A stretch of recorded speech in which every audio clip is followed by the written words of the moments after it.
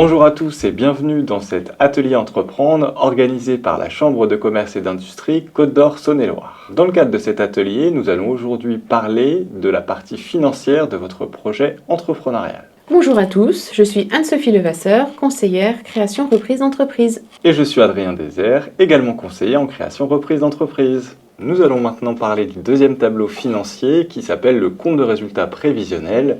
C'est le tableau clé pour tout futur entrepreneur car c'est celui qui permet d'éprouver la rentabilité afin de savoir si l'ensemble des recettes vont être suffisantes pour couvrir toutes les charges entraînées par les moyens humains et financiers que vous allez mettre en œuvre pour votre future entreprise. Le compte de résultat prévisionnel représente ce que l'on peut appeler le film de l'activité de l'entreprise, une convention comptable étant d'étudier ses projections financières par période de 12 mois d'activité, même si ça ne colle pas avec l'année civile. Pour résumer, le compte de résultat sert à voir si votre entreprise gagne ou perd de l'argent, si vous avez engrangé assez de ressources pour pouvoir financer vos différentes charges.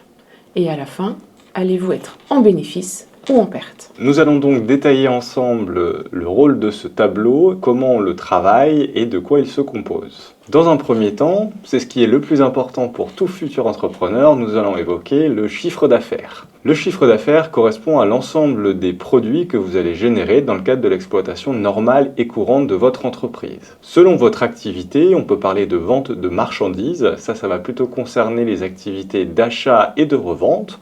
On parle également de production de biens, ça c'est pour les activités dans lesquelles il y a la transformation de matières premières afin de construire un produit fini. Et enfin, il y a la catégorie de la production de services destinée aux prestataires de services et aux activités libérales. Les objectifs de chiffre d'affaires sont vraiment l'élément essentiel afin de pouvoir éprouver la rentabilité de votre activité. C'est toujours un aspect un petit peu délicat à appréhender parce que vous n'avez pas encore de visibilité, vous n'êtes pas encore en activité. L'idée étant que grâce au travail que vous avez fait sur les étapes précédentes, vous avez validé qu'il y avait un marché des clients prêts à bénéficier des produits ou des services que vous allez vendre. L'objectif étant que, dans le cadre de votre stratégie marketing et commerciale, vous allez établir un plan d'action et des objectifs de vente. Il est important de maîtriser vos avantages concurrentiels et être en phase avec votre positionnement stratégique et la cible visée. C'est dans le cadre de la phase mix marketing que vous avez déterminé votre positionnement stratégique et les objectifs de vente. Le chiffre d'affaires doit être sincère et représentatif. Il existe des moyennes observables par secteur d'activité et par équivalent temps plein. Ça peut être un bon moyen dans un premier temps pour avoir des repères et s'assurer que vos objectifs soient cohérents et atteignables. Nous allons parler maintenant des charges variables. Il existe deux types de charges, les charges variables et les charges fixes. Les charges variables sont des dépenses proportionnelles au chiffre d'affaires. Cela correspond donc à l'ensemble des coûts directement liés à la réalisation de vos ventes. En fonction de votre activité, ces charges variables peuvent correspondre à des achats de marchandises, de matières premières, mais également l'ensemble des autres frais directement liés à votre activité, tels que des commissions ou des frais de transport par exemple. Ces charges variables représentent donc un quota par rapport à vos produits, à vos objectifs de chiffre d'affaires. La différence entre le chiffre d'affaires et les charges variables, ça s'appelle la marge. On parle généralement de marge brute lorsque l'on a une activité de transformation, de production, et on parle de marge commerciale lorsque l'on a une activité d'achat-revente. Il existe des moyennes observables par secteur d'activité. Cela peut être un bon moyen dans un premier temps pour pouvoir appréhender ces charges variables. Nous vous conseillons néanmoins de ne pas vous arrêter là et d'avoir une démarche proactive en contactant vos fournisseurs, en établissant votre grille tarifaire, en référençant le maximum de produits que vous allez proposer afin que vous puissiez appréhender de la manière la plus affinée possible ces charges variables. En effet, en fonction de votre positionnement stratégique, de vos relations avec vos futurs fournisseurs, des volumes d'achat que vous allez acquérir, cela peut influer sur le quota de ces charges variables. La marge peut être exprimée par un coefficient ou un taux. On fait référence déjà dans un premier temps à ce que l'on appelle le taux de marge.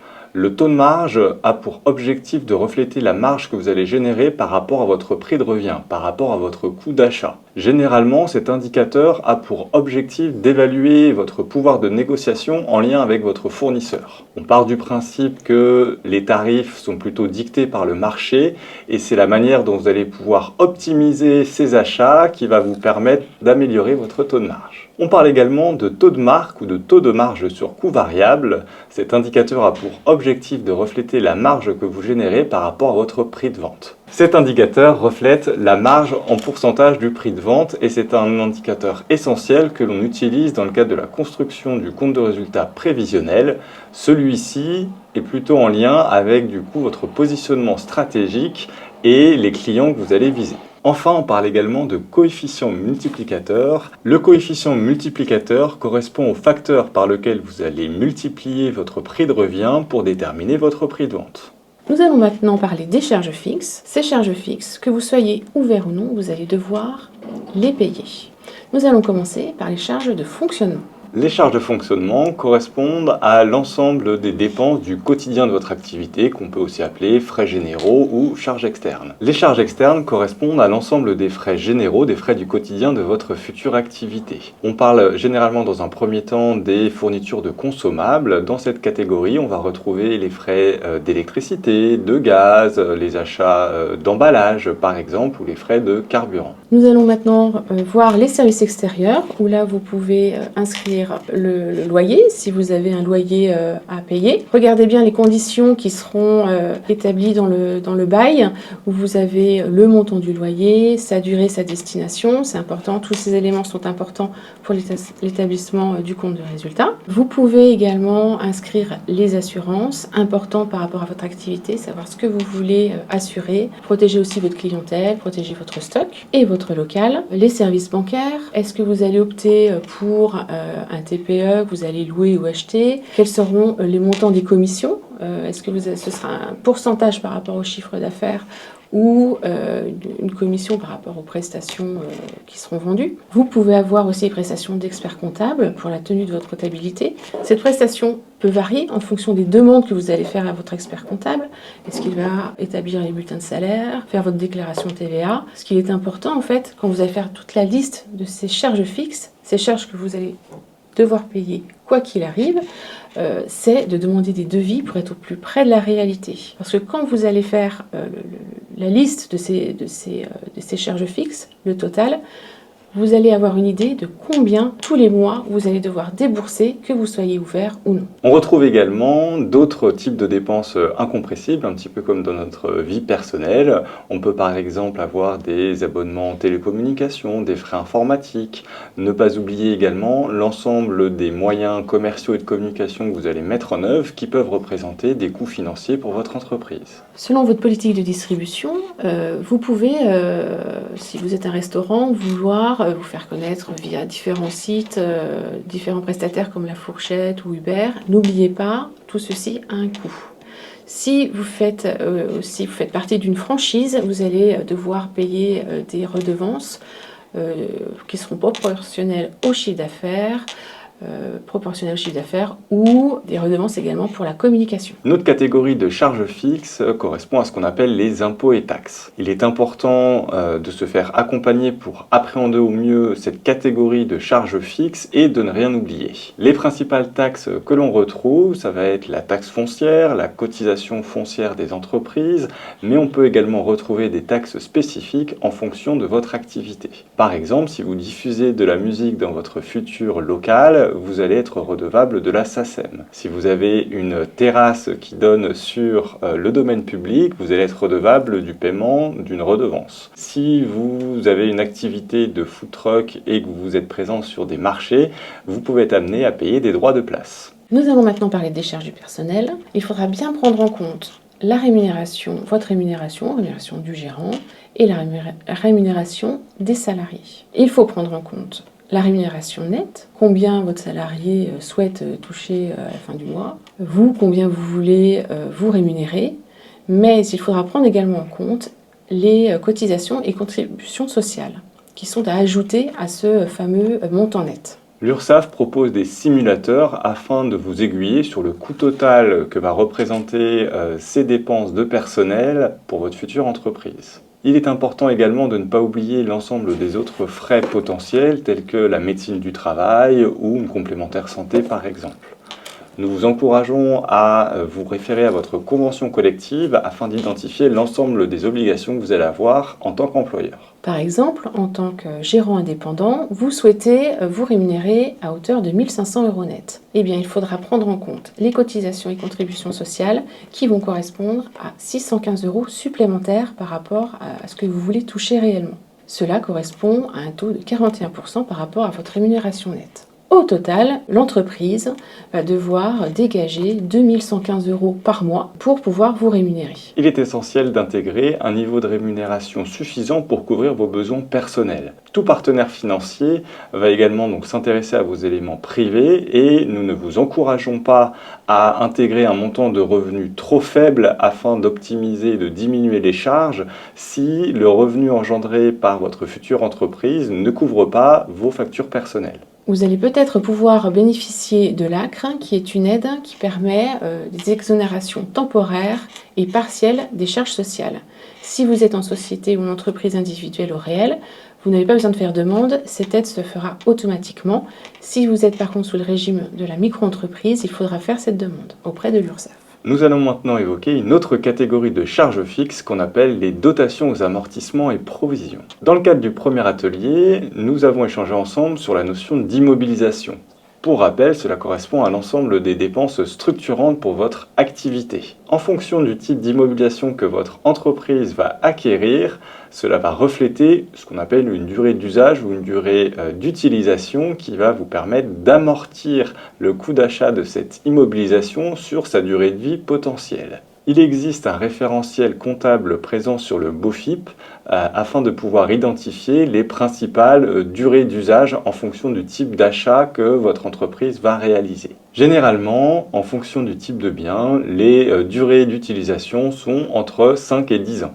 Le principe étant que vous allez ce qu'on appelle amortir le coût d'achat de votre bien sur sa durée de vie.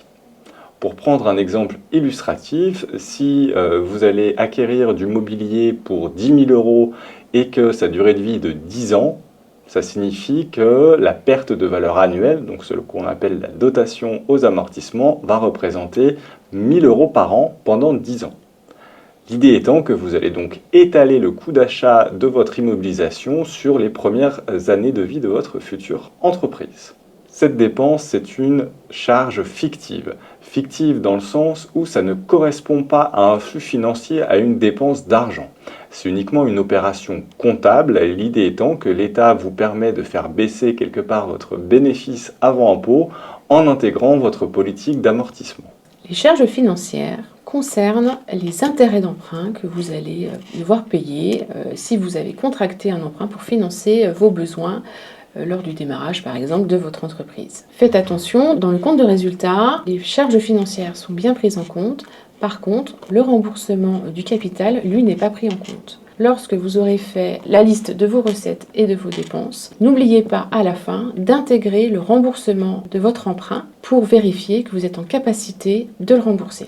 Nous venons d'énumérer l'ensemble des catégories de charges fixes pour votre entreprise. Donc pour rappel, on va retrouver les charges externes, les impôts et taxes, les charges de personnel et ces dotations aux amortissements. L'idée étant que vous allez estimer le montant global de ces charges fixes sur votre première année d'activité.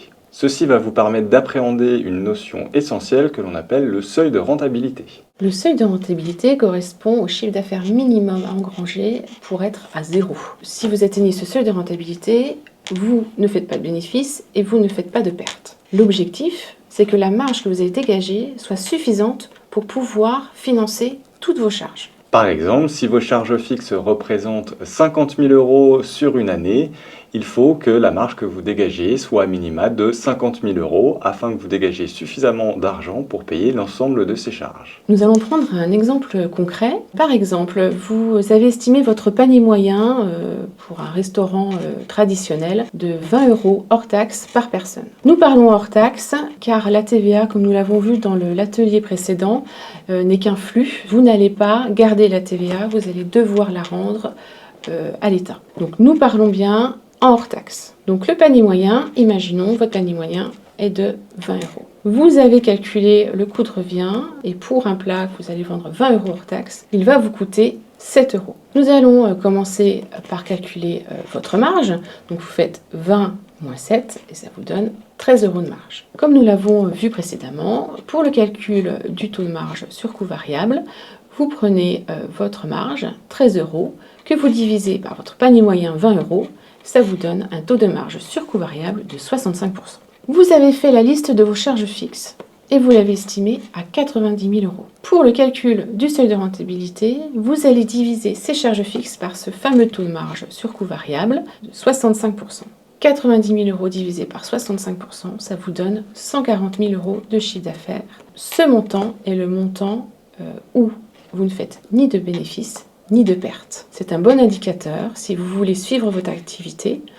Ces 140 000 euros, vous pouvez par exemple les diviser par vos mois d'activité, vos semaines d'activité, et ça sera un indicateur pour voir si, par rapport à votre chiffre d'affaires, vous êtes dans les clous ou non. En clair, si votre entreprise atteint et dépasse ces 140 000 euros de chiffre d'affaires, vous allez pouvoir dégager un résultat positif qu'on appelle un bénéfice.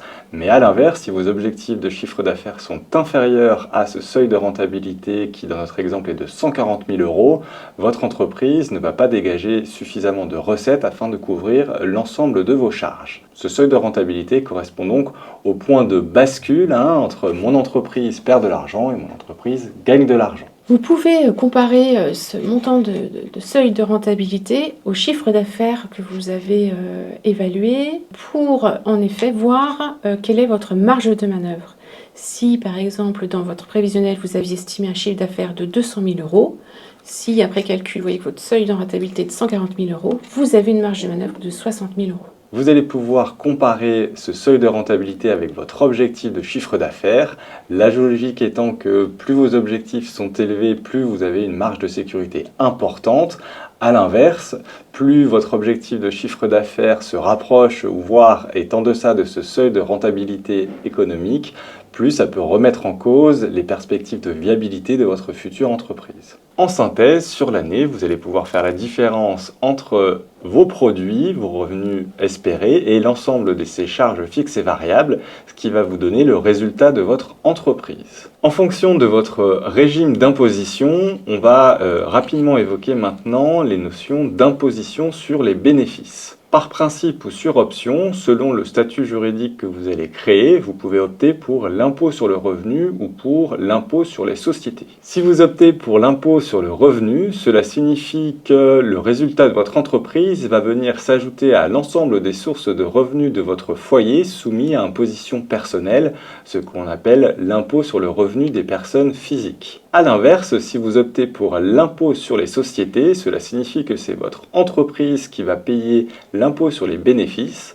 Il existe deux tranches marginales d'imposition, une première à 15% jusqu'à un certain niveau de résultat et une deuxième tranche d'imposition à 25%. C'est important puisque, en fonction de vos choix, cela aura une incidence sur votre rémunération, sur la rémunération que vous voulez vous dégager. Ce choix de régime d'imposition est un élément important à prendre en compte dans l'étude de votre projet car il impacte notamment votre revenu professionnel. Pour plus d'informations, nous vous encourageons à visionner notre atelier thématique mensuel sur les statuts juridiques. Afin d'analyser les résultats et les performances de votre entreprise sur ce tableau, ce compte de résultats prévisionnel, vous pouvez calculer des indicateurs de performance qu'on appelle les soldes intermédiaires de gestion.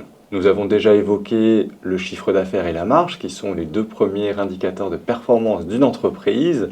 Il y en a également d'autres. L'objectif de ces indicateurs de performance est de déterminer le poids de chaque catégorie de charges par rapport à votre chiffre d'affaires. Ces soldes intermédiaires de gestion vous permettent d'analyser le suivi et l'évolution de votre activité afin de déterminer qui capte le plus de richesse par rapport à votre chiffre d'affaires. Vous pouvez également comparer vos indicateurs de performance avec vos concurrents afin d'identifier si le poids de vos charges est cohérent par rapport aux autres acteurs de votre marché. Ces indicateurs de performance seront également un outil essentiel dans le suivi et le développement de votre activité et vous servira de base comme outil de pilotage.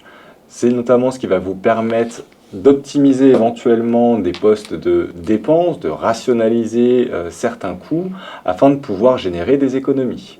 Ces indicateurs sont également un moyen d'information et de communication privilégié car cela va vous permettre de communiquer aux tiers les performances de votre entreprise.